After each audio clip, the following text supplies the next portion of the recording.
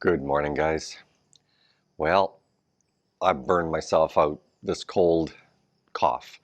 Um, I rarely get nose colds, but I usually get coughs. Anyway, it's settling in, so I'm going to try and take a good chunk of today off. Just kind of walk through and supervise, point here, point there, and then go lay down. Hitting her hard with the ginger tea. Had to do that at about 1:30 in the morning.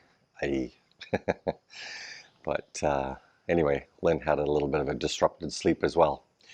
Okay, let's give you a walk around before the guys get here.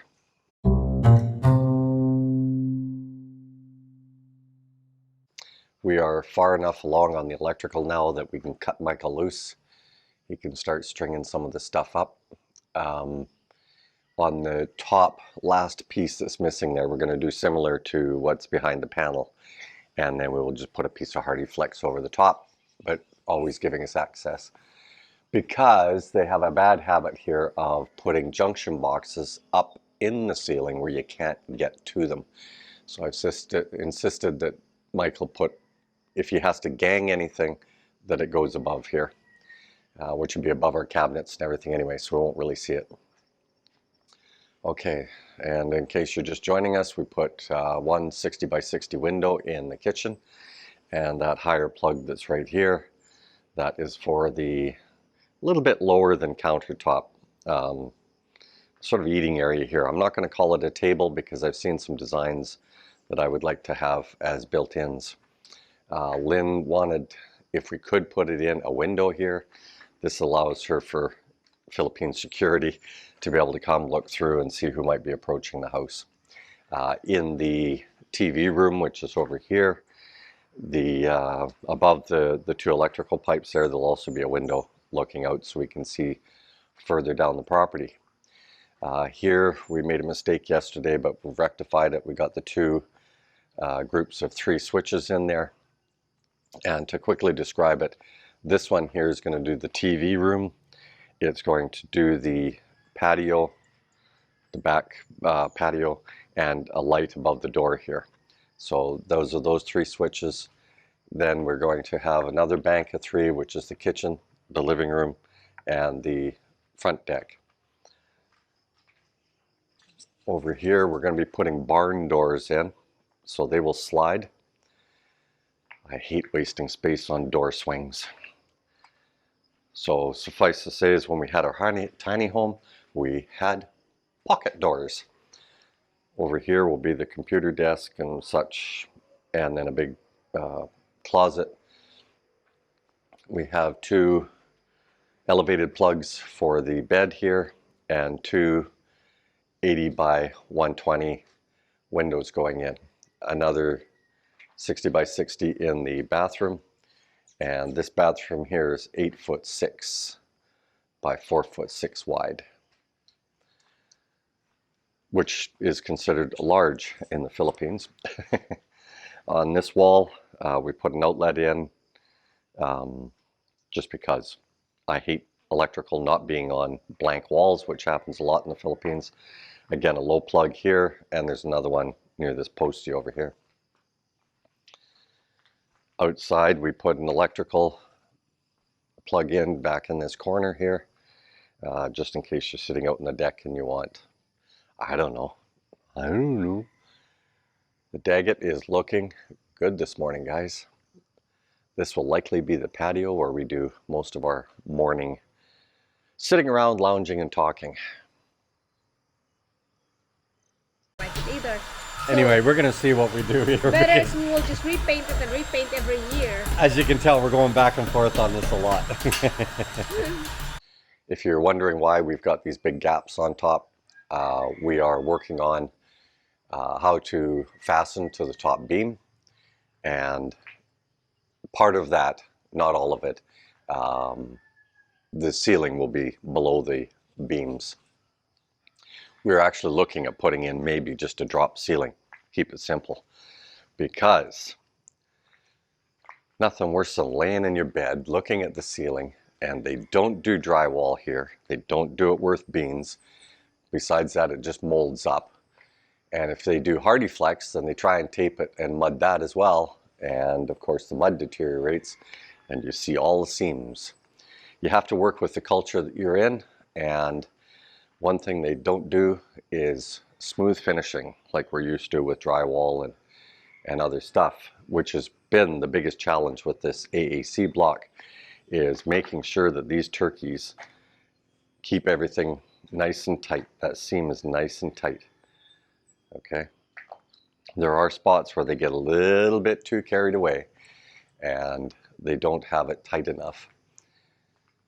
Because this is an adhesive, it's meant to be a little bit on the watery side. I won't say soupy, but a little bit on the watery side so that it penetrates up and down in the block. We are making our own lentils because we can't order them. So we're making our own. I've seen this in some Indian videos. I brought some ready rod with us. We just welded that onto some 10mm bar. We put the adhesive on there, let that set, and then we poured adhesive down with the rod and then tightened that up. And we've seen that on a lot of Indian and Malaysian videos. Okay guys, I am going to rest. I am bagged. Wow, we got our first of our bamboo furniture. This will just be for lounging, guys, because I will need cushions. Yeah, you need There's no way I can do this. But let me give you a little shot here. I hope this shows up. You see how thin this bamboo is here? So they have learned to slice it off of the beak. Yeah. And that's how they make the amacan for the walls for many houses that you can still find here in the Philippines. And yep, your house will pass building inspection with an amacan wall. Remember, there's no sub-zero temperatures here, guys. They don't need it. Let's have a quick review of drill bits when drilling through AAC. So what I want to point out is a spade bit like this, okay, or chisel bit. You can keep sharpening these until they're right down to the nub if you wanted to. We've never lost a point. Never lost a point.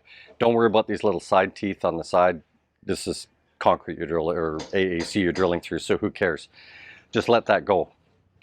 On this bit, wonderful bit. Sheds some material beautifully, the whole 9 yards. But it is meant for MDF cabinets to make the hole for the side of the hinge. The problem is those little teeth that you see on the end there, they can only be sharpened once. And right now we are equal and we've blown apart 2 blocks because all of a sudden it kicked. Okay, so that's something worth noting. Relative to spade bits, these are a lot more expensive, but you know, depending on the size of the house you're doing, I think it's worth the money. There's minor stuff like when we're drilling all the way through to make the lintels. Yeah, just do a spade bit. It's way easier because you're doing a lot of drilling. But when it comes to your electrical, a nice wide, and your water, nice and wide, you don't have to worry about farting around like we did. So I've kind of changed my mind on the whole thing about whether or not you would have both pipes underground for your in and out versus chiseling along the top of one of the AACs. Yeah, I wouldn't do that. I would just get some of those, I think they call them Houseman bits or something like that. Don't quote me on that. But boy, does it ever make short order of it. Well worth it, but like I say, you're only going to get one sharpening out of it with those jagged teeth, and that's it. The edge on the actual cutting is wonderful. Michael thinks that we might horse around and see if we can just put some tack welds all the way around it and then sharpen it a little bit. Maybe we can prolong the bit. This is some of the stuff, guys, that is so much fun in my way of looking at this from an engineering brain, because I can't just go do.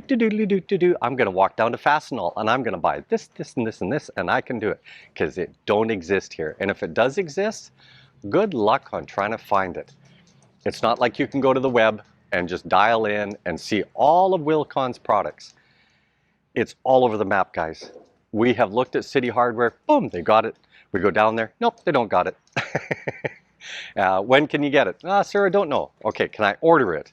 Yes, sir, 6 to 8 weeks. That's the reality, right? But that's the fun that I'm finding right now. How do you get around certain problems? And, you know, fitting within the Philippine culture too, you know, like, you know, I don't care whether I get Western level engineering out of this house. That's not what this is about. This is about understanding that this climate doesn't freeze. It's about understanding that you're in an economy where if you built a $100,000 house, to what end are you doing this house? To what end? Try and find somebody to buy it later, if and when you get to that point where you're going to go home. Maybe you're too elderly and it's just time to go home. Or you decide that you're going to, you know, move your wife and kids back to your native country for your last stages of health or whatever it might be. Good luck on trying to sell some of those places. We've seen some here, like we went and looked at that beachfront property yesterday. That beachfront property is going to sit there for 40 years. Why is it going to sit there for 40 years? They upped the price by 1,000,000 pesos. They're not keeping the land clear. You can't see what's going on. The other two foreigners that built right side by side there, there's only 4 units in the whole thing, and they haven't been back in 3 years. So the houses are massively deteriorated. When they get back, they're going to have to spend, you know, 300,000 pesos on just trying to get those places back up to snuff again. Like most things in the world, guys, if you don't keep maintaining them, they fall apart. Budget. I'm getting 13 Pieces of shrimp. Nag-budget me, nag-budget. and I'm still struggling with this cough. Yeah. Okay, I've laid down most of the day. Lynn's gonna say bye-bye already. Let's have a shotgun ending here. You saw earlier that Lynn and I were discussing these posts. So to get into it a little bit cleaner, we were discussing whether we should just put tiles straight on with a good quality adhesive, and now we decided to let the crew do what they do. As you can see here, you know, the splatter layers, I call it, but you know, the plastering layer. They spend hours just chipping away at these pillars, and then, you know, you spent all that time with formwork and buying phenolic so it won't stick to it and all that sort of thing, and then they come along and chip it away anyway. They're just so rooted in the old ways, guys. It just has not caught up with them, even though we're using a lot of power tools here. Anyway, so in keeping with that splatter layer, I want to show you this. I think I might do a small change in the next house, and that has to do with these walls. This is only 4-inch, right? This is the size of a hollow block. And yet they then turn around and put layers on like that. Okay, so I think we would put 6-inch on our interior walls in the next go around. And we would be able to interlace them so much easier versus these 4-inch. Now, over the Starkin product, the reason that I like these better, these are 30 by 60. Starkin is 30 by 20. You spend a lot more time. Clarence, Rocksill. I've got an email address for you, and I will send that to you, because Rocksill out of Malaysia, their website doesn't work in certain countries. Go figure. But they have a liquid adhesive, and so it just goes on and it just penetrates all the way through. It's really, really cool. Anyway, so that's something that we will look at. I was going to do it this time. I just couldn't get their website up, and I couldn't figure out how to contact them. And I finally just did through YouTube. And they replied on there. Okay, so the last thing is to note is, here we go with our TV room. It's going up. Yippee! But we've got to get these interior walls up to height so this electrician can start flinging all of his pipe all over the place. Okay guys, I'm gonna say later gators.